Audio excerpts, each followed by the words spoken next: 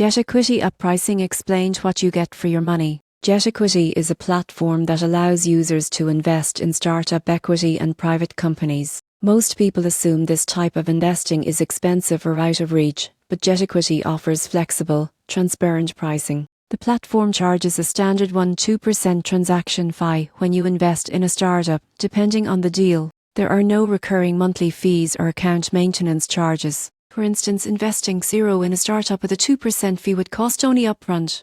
The fee covers access to the deal, legal documentation, and platform support. GetEquity also provides detailed due diligence reports, financial data, and updates from the companies you invest in.